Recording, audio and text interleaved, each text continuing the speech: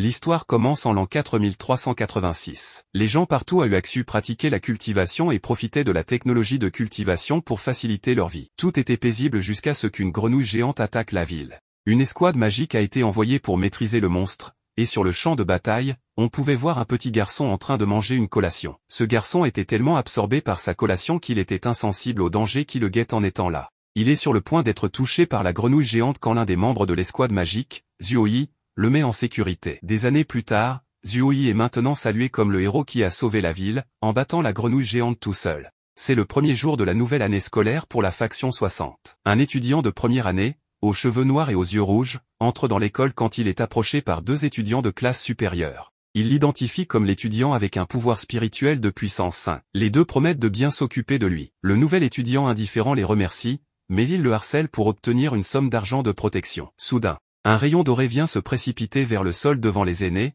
les envoyant tous deux voler. Du toit, une fille souriante réprimande les garçons pour avoir harcelé quelqu'un avec une force inférieure à la leur. Tandis que les autres étudiants stupéfaits l'identifient comme la légendaire fille de l'association de la cascade Uago, Sunrong. Un étudiant lui dit de descendre et Sunrong atterrit gracieusement devant le nouvel étudiant. La fille sourit tout en promettant de façon fantaisiste de protéger le nouvel étudiant. En réponse, celui-ci lui donne de l'argent en remerciement avant de partir. Tant Sunrong que les autres étudiants observateurs sont complètement stupéfaits par le comportement apathique du garçon. Puisque c'est le premier jour d'école, les étudiants de première année doivent subir un test pour déterminer dans quelle classe ils seront. Les étudiants ayant d'excellents résultats feront partie de la classe élite. Pour leur test, ils doivent affronter l'incarnation de la force spirituelle de la grenouille géante et doivent frapper sa tête de toute leur force. La grenouille géante est en réalité scellée à l'intérieur de l'école, et à l'insu de tous. Mais la grenouille profite de l'occasion et absorbe des morceaux de la force spirituelle des étudiants à chaque fois qu'elle est frappée. Il reste encore un peu et elle aura suffisamment de force pour briser le sceau. Parmi les nombreux étudiants qui ont tenté de frapper la grenouille, la plus impressionnante est la fière et gracieuse Sunrong, avec une valeur de force de 2019. Cela déclenche des cris d'admiration. Béni par la beauté, l'argent et le pouvoir. C'est alors au tour du nouvel étudiant dont le nom est Wang Ling. Comme on peut s'y attendre, les étudiants autour de lui sont plutôt sous-estimés après la performance impressionnante de Sunrong.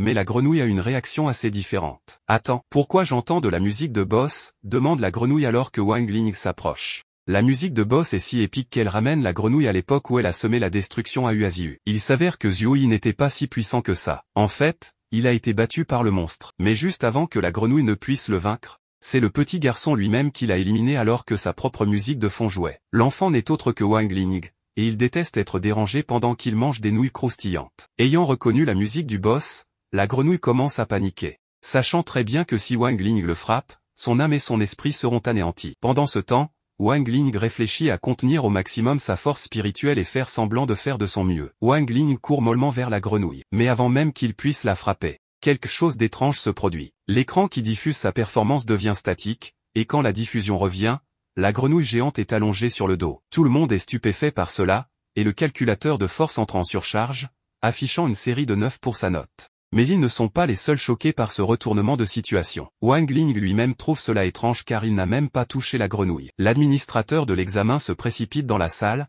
bouleversé par ce qui est arrivé à la grenouille. Alors qu'il déplore sa disparition apparente, Wang Ling évalue rapidement la situation et déduit que la grenouille fait semblant d'être morte. Sa force spirituelle restante s'est transformée en un corps spirituel et s'est échappée. Après, l'administrateur de l'examen se lève et assigne Wang Ling à la classe élite. C'est maintenant la première leçon d'invocation de la classe élite. Leur professeur mentionne que la force du corps spirituel qu'ils invoquent est proportionnelle à leur niveau de force. La classe invoque toutes sortes de choses, des baguettes magiques de filles aux figurines d'anime. Sunrong, étant sur un autre niveau parmi les autres, invoque l'âme d'un chien errant. Lorsque les autres étudiants louent leur déesse d'avoir invoqué une bête démoniaque, Sunrong sourit en réponse et répond qu'elle ne peut pas invoquer quelque chose d'aussi fort. Mais intérieurement, la fille est furieuse, se demandant combien de pouvoir il faut pour invoquer ses forces démoniaques. Quant à Wang Ling, il n'a pas encore invoqué quoi que ce soit car il est méfiant de ce qu'il pourrait invoquer. Mais sa prof insiste pour qu'il le fasse. En utilisant une goutte de sa transpiration, Wang Ling finit par invoquer la grenouille géante,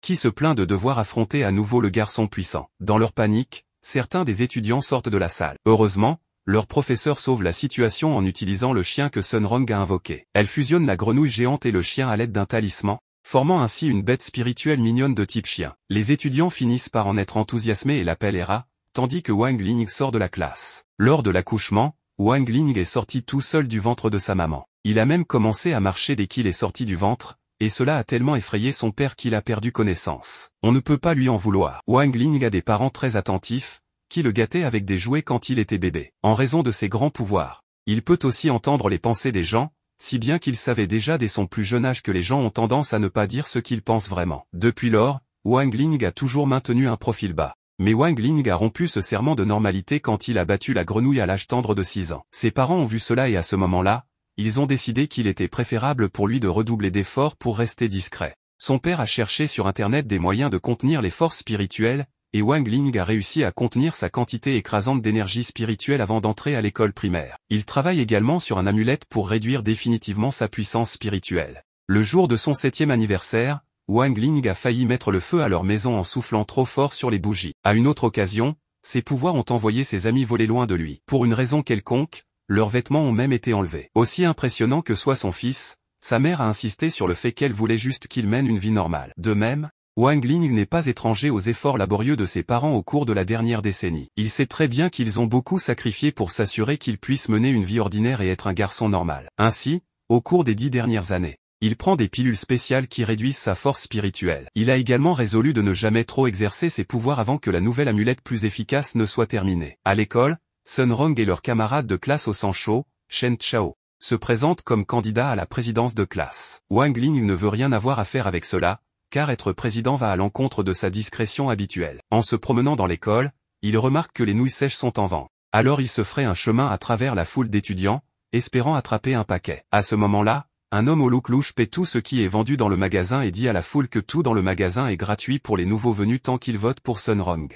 Shen Chao et son ami remarquent cela et proclament que solliciter des votes est de la triche, mais Sun Rong arrive, disant qu'elle ne fait que démontrer ses capacités. Quant à Wang Ling, il ne se soucie que des nouilles sèches. Donc il dit qu'il donnera à Sun Rong 5 votes pour 5 paquets de nouilles sèches. Sun Rong utilise alors l'art de la séduction pour séduire les étudiants et les inciter à voter pour elle. Même son rival, Shen Chao, est sous son charme. En classe, ils discutent des arts anciens de confinement, qui inclut le sort de séduction que Sun Rong a utilisé sur les étudiants. Sun Rong panique et craint que le professeur ait percé à jour ses manigances. Le professeur explique que la séduction utilise des incantations avec des sauts manuels pour projeter la force spirituelle de l'utilisateur sur les autres, les transformant en fans de l'utilisateur. Alors que le professeur discute de cela, Wang Ling se rend compte de ce que Sun Rong a fait plus tôt. Il se souvient qu'il lui a donné une pilule en échange des nouilles sèches, il ne peut donc plus être sous son charme. Il lui fait signe que les nouilles sèches sont délicieuses. Mais Sun Rong comprend mal cela et pense qu'il veut qu'elle consomme la pilule qu'il lui a donnée. Elle le fait, pensant qu'il veut l'aider à être délégué. En même temps, le professeur leur dit que le manque de puissance spirituelle mettra fin à la séduction avant qu'elle ne fonctionne. Et comme la pilule réduit la puissance spirituelle, le sort de Sun Rong sur les étudiants se brise promptement. Le professeur demande ensuite à Sun Rong de démontrer le sort dont il avait parlé. Mais Sun Rong est faible à cause de la pilule. Alors elle finit par trébucher sur une canette. Cela laisse à Wang Ling la responsabilité de démontrer le sort à sa place. Après cela, les élections de classe ont lieu et Shen Chao l'emporte. On dirait que Sun Rong a retenu la leçon. Le jour suivant, les élèves de première année ont leur cours de raffinage de pilules. Chaque étudiant doit apporter son propre fourneau à l'école. Shen Chao, quant à lui, apporte un grand chaudron en cuivre. Il dit que son arrière-grand-père a utilisé le chaudron pour raffiner des pilules dorées de niveau 9. Donc il vise probablement les mêmes résultats. Comme toujours, Sun Rong fait une entrée remarquable à l'école, mais elle n'est pas tout à fait elle-même. La première chose qu'elle fait est d'approcher Wang Ling, qui remarque immédiatement le symbole de séduction sur le dessus de sa tête. Réalisant qu'elle a été affectée par son sort de séduction la veille, il brise rapidement le symbole, et Sun Rong est libéré du sort. En classe, les élèves sont invités à fabriquer des pilules de vitalité. Leur professeur effectue rapidement une démonstration, puis encourage les élèves à fabriquer les pilules par la suite. Sun Rong a apporté une machine de raffinage de sa fabrique familiale, tandis que Wang Ling utilise un four à micro-ondes. En plein cours, le chaudron de Shen Chao explose. Il court hors de la salle en pleurant, disant que son père va sûrement le fouetter. Il faudra environ 7 heures pour que les pilules soient raffinées, alors le professeur fait sortir les étudiants de la salle d'abord pour revenir plus tard. Mais à l'insu de la classe, un méchant sinistre se cache dans les ombres, et ce méchant est Hera. Maintenant qu'il est laissé seul dans la salle, le chien prévoit de manger un des fourneaux magiques des étudiants. Heureusement, Wang Ling arrive juste à temps avant que Hera puisse l'avaler et il le balance hors de la pièce. Toujours perturbé par les dégâts causés à son chaudron, Shen Chao se rappelle comment il a supplié son père de lui permettre d'apporter le chaudron familial à l'école. Pendant ce temps, Wang Ling lave le fourneau de Gohao, qu'il a sauvé du méchant chien. Gohao le voit le tenir et lui demande une explication. Wang Ling explique que Hera a mis le fourneau de Gohao dans sa bouche, alors il l'a sorti pour le laver. Pendant ce temps, un démon mental a déjà pris possession de l'esprit de Shen Chao. Quant à Gohao, il essaie de tirer sur Wang Ling avec sa potion pentatoxique pour avoir touché à son chaudron. Hélas, Shen Chao est celui qui reçoit et absorbe une partie de la potion. Wang Ling tente de guérir Shen Chao avec ses pouvoirs mais Gohao l'arrête et l'encourage à l'aider à fabriquer lui-même un antidote. Bien qu'il pense que les effets de la potion ne sont pas si graves,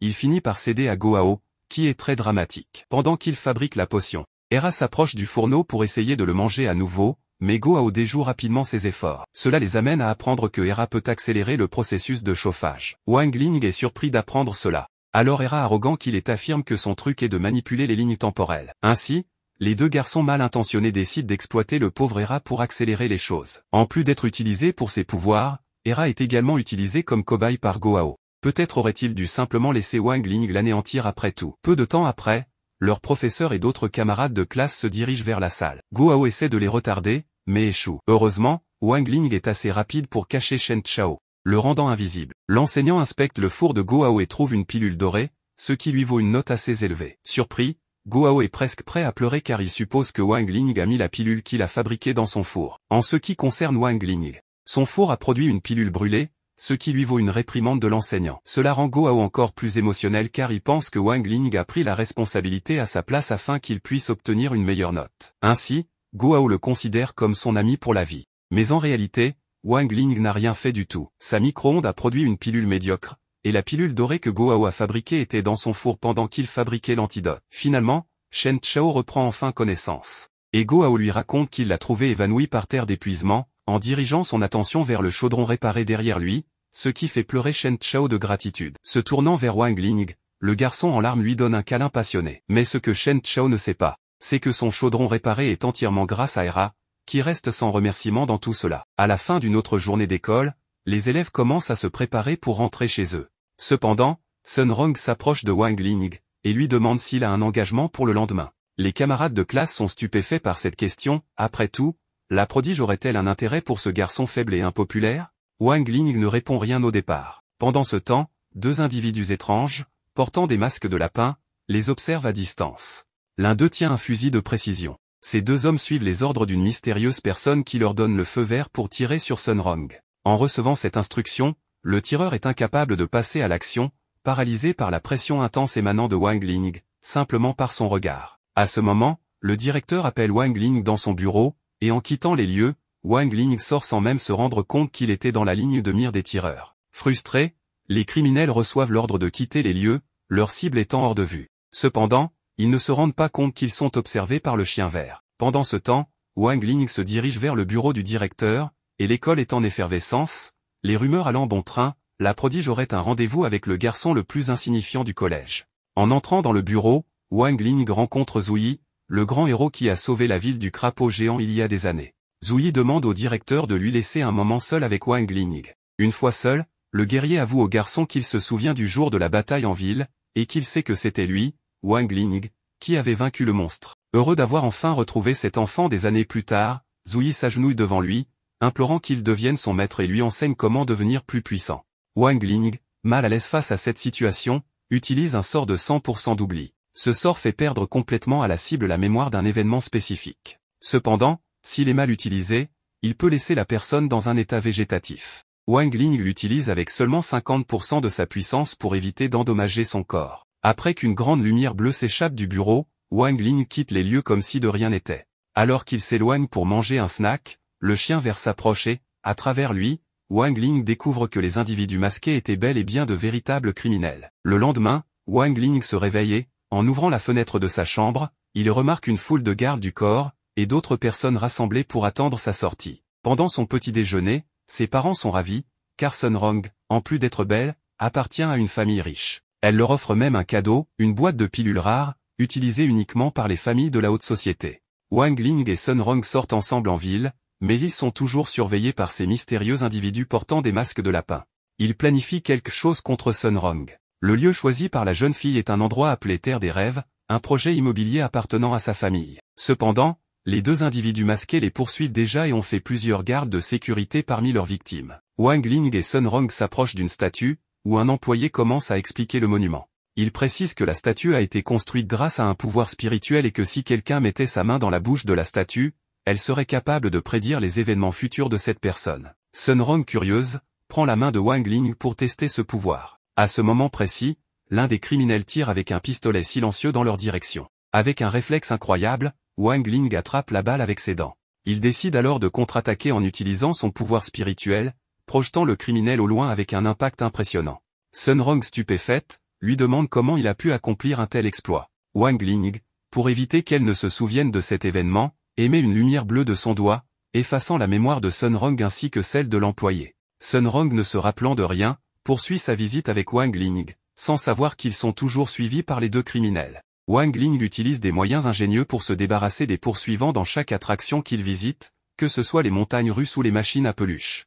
À chaque fois, il efface la mémoire de Sun Rong pour qu'elle ne réalise pas qu'ils sont poursuivis. À la fin de la journée, les deux décident de clore leur incroyable sortie par un tour de grande roue. Mais en montant, ils sont de nouveau suivis par les malfaiteurs, qui occupent la cabine juste derrière eux. Au sommet de la grande roue, alors qu'un feu d'artifice illumine le ciel, les criminels sautent dans leur cabine et pointent leurs armes sur eux. Ils se présentent comme membres d'une organisation secrète. Cependant, leur chef, qui les écoute à distance, leur reproche immédiatement d'avoir révélé leurs intentions. À la base de la grande roue, Zhuyi, le grand héros, observe la scène. Lui et ses compagnons arrivent rapidement sur leurs épées volantes, prêts à mettre fin à cette menace. Sun Rong se place devant Wang Ling pour le protéger, mais le jeune garçon, observant la situation, se lève lentement et, avec un geste de la main, projette l'un des criminels au loin avec son pouvoir. Le deuxième malfaiteur, terrifié par l'immense énergie de Wang Ling, est lui aussi projeté au loin.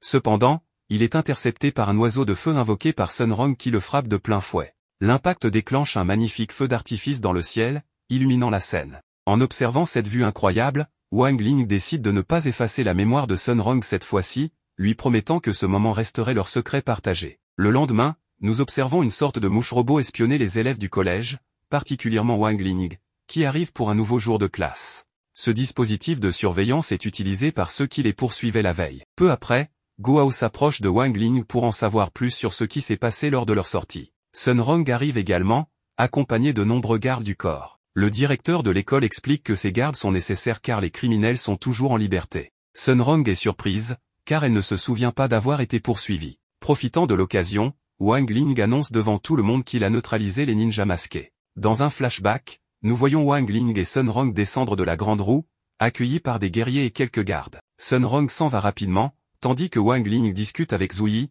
le héros, qui lui confie avoir été impressionné par son incroyable pouvoir. Cependant, Wang Ling utilise son pouvoir pour effacer la mémoire de Zhuyi, modifiant ses souvenirs pour qu'il pense être celui qui a vaincu les criminels. Zhuyi ajoute que le chef de l'organisation ninja est furieux de la situation. En réponse, il renforce la sécurité autour de Sun Rong, installant davantage de policiers et de gardes, et l'emmène dans une salle spéciale protégée par une magie de scellement, empêchant quiconque d'y entrer sans autorisation.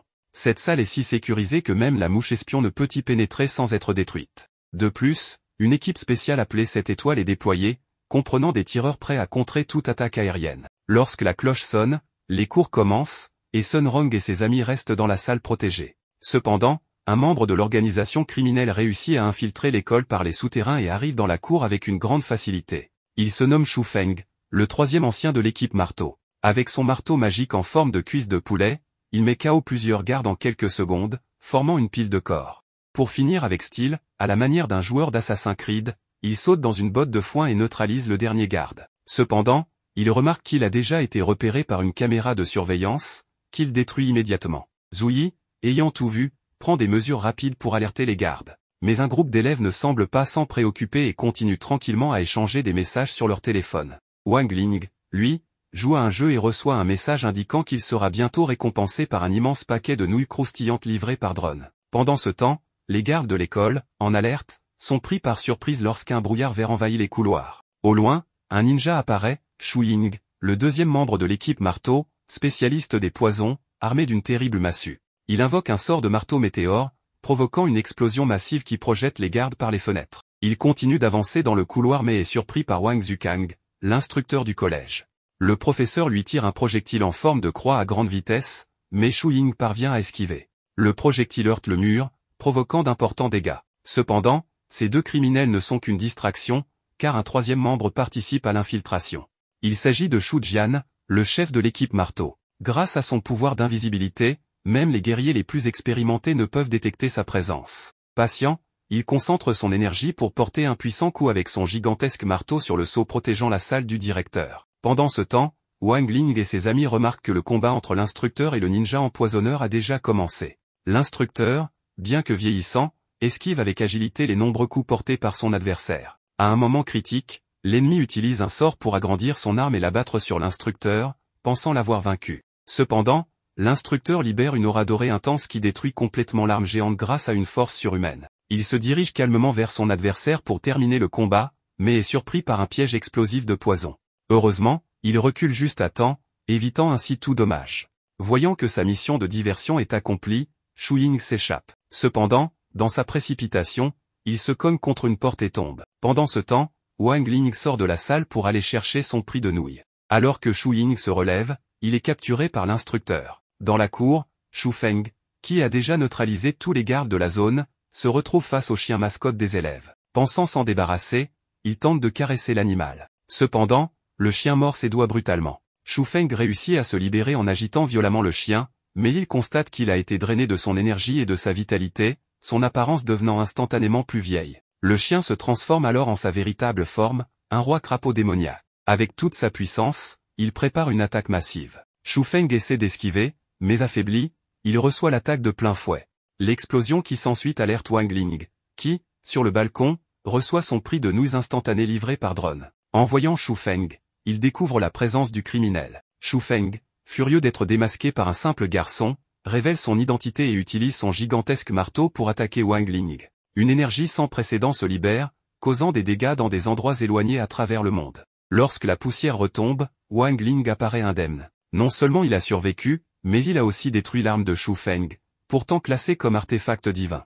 Le criminel s'effondre, inconscient. Le directeur s'approche de Wang Ling pour le féliciter de son immense pouvoir, mais ce dernier utilise à nouveau son pouvoir pour effacer les mémoires, laissant croire qu'il est lui-même le héros. Alors que ses amis arrivent, il retrouve Wang Ling dans les bras d'un prétendu héros, feignant quelques blessures pour parfaire son mensonge. 10 jours après les événements, Wang Ling est chez lui, recevant des soins médicaux grâce à une technologie avancée. Sa mère entre dans sa chambre et lui demande jusqu'à quand il compte faire semblant d'être blessé. Ce matin-là, il reçoit la visite de ses amis, accompagné de quelques mascottes spirituelles. Le groupe, inquiet pour la santé de Wang Ling, propose de lui injecter une énorme seringue contenant un sang spécial censé restaurer son énergie et sa force spirituelle. Pendant ce temps, son ami Chao Shen lui apporte un bracelet envoyé par l'instructeur de l'académie. Ce bracelet représente son prochain examen spirituel, il mesure le pouvoir de chaque élève lorsqu'il est porté. Effrayé par l'énorme seringue et l'expression psychopathe de ses amis, Wang Ling bondit hors du lit, attrape le bracelet des mains de son ami et affirme qu'il va beaucoup mieux. Il annonce qu'il retournera à l'académie dès le lendemain. Chao Shen avec son bracelet, montre comment le test va se passer. Le premier test consiste à concentrer son énergie dans la paume de sa main pour former une sphère spirituelle. Le bracelet évalue alors le potentiel de chaque élève. Chao Shen avec un score de 600 points, parvient à créer une sphère de force. Il explique que cette épreuve est différente du premier examen, car les élèves peuvent façonner leur énergie selon leurs désirs, ce qui est appelé l'énergie du culte. Dans une autre école, des élèves passent également l'examen. Liang Zheng est appelé pour tenter sa chance. Il concentre toute son énergie dans sa main et développe un pouvoir spirituel basé sur des flammes, atteignant un score de 1950 points. Malgré son effort, ses camarades se moquent de lui, jugeant ce score bien inférieur à la moyenne. C'est ensuite au tour de Tang Jingzi. Lorsqu'il canalise son énergie, une intense aura bleue se dégage de ses mains, terrifiant ses camarades. Son nom grimpe en tête du classement national avec un score impressionnant de 4379 points, surpassant même celui du héros légendaire, Zhu Yi. De retour à l'examen de Wang Ling, son ami Gohao tente également sa chance. Malheureusement, sa minuscule sphère d'énergie atteint seulement 176 points. Dévasté par ce résultat, il envisage même de sauter par la fenêtre, mais son ami Chao Shen l'en empêche de justesse. Wang Ling demande alors à Sun Rong, une autre amie, pourquoi elle n'essaie pas le test. Elle hésite, craignant ce qui pourrait arriver si elle libérait tout son pouvoir. Ses amis la rassurent en lui faisant une référence hilarante à Dragon Ball, lui rappelant qu'elle est riche et n'a donc rien à perdre. Finalement, elle accepte de passer le test. Un tremblement secoue toute la maison lorsque Sun Rong libère son énergie. La prodige ne déçoit pas et atteint un score phénoménal de 4015 points, se plaçant à la 2e position du classement national. Ses amis se tournent alors vers Wang Ling, le seul du groupe à ne pas encore avoir passé l'examen. Avec réticence, il enfile le bracelet et essaie de minimiser son pouvoir au maximum. Malgré ses efforts, l'énergie qu'il génère est colossale. Wang Ling décide alors d'envoyer sa sphère d'énergie ailleurs. À la fin de l'examen, ses camarades se demandent où est passée sa sphère. La réponse est dévoilée, Wang Ling a envoyé son énergie directement dans l'espace. Lorsque le résultat de Wang Ling est calculé, son énergie est classée comme non définie ou inconnue, ce qui le place directement à la première position du classement national. L'école rivale, en observant ce score, s'interroge sur la possibilité d'un bug du système. En fin d'après-midi, ses amis le saluent avant de partir, mais Wang Ling entend Gohao dire qu'il aimerait pirater le système pour modifier son score médiocre. Cette nuit-là, les deux amis insatisfaits de leurs résultats se retrouvent devant un ordinateur pour tenter de modifier la programmation et les résultats du test. Wang Ling change son score à 175 points pour sortir de la première position et éviter d'attirer l'attention. Pendant ce temps, deux élèves de l'école rivale tentent de comprendre si le score en tête du classement a été modifié ou s'il est bien réel. Gohao essaie de créer un saut magique capable de générer le mot de passe nécessaire pour accéder au serveur central des scores, mais il échoue complètement. Lorsque le mot de passe apparaît, il est crypté par 8 astérisques, et personne ne peut voir les caractères réels. Wang Ling décide alors de tenter sa chance et, en saisissant les 8 astérisques, parvient à accéder au système. Gohao, incrédule, continue le plan en se dépêchant pour éviter d'être détecté. Cependant, ils doivent agir vite, car un séjour prolongé dans la base de données pourrait les exposer. Alors que Gohao se précipite pour modifier les résultats, les deux élèves rivaux ne parviennent pas à accéder aux informations, car le système est déjà sous invasion. Gohao se souvient de Tang Jingz, un élève arrogant de sa classe, et décide de se moquer de lui en manipulant son nom dans le système. Mais en creusant trop loin dans les données, Gohao déclenche le pare-feu de sécurité, activant immédiatement une alarme d'intrusion. Pris de panique, les deux groupes d'élèves se déconnectent rapidement de la base de données. L'ami de Wang Ling lui dit qu'il n'a pas réussi à modifier son propre score, mais qu'il a veillé à ne laisser aucune trace de leur intrusion. Ainsi, les résultats restent inchangés. Le lendemain, certains élèves revenant d'un test spirituel remarquent que le nom du président de leur classe a été modifié. Tout le monde commence alors à se moquer de lui. Pendant ce temps, une élève hacker conclut en disant que lors du tournoi des épées spirituelles prévu pour le mois prochain, ils auront l'occasion d'affronter ses rivaux intrigants. Tang Jingz déclare avec détermination qu'il les affrontera bien avant cela.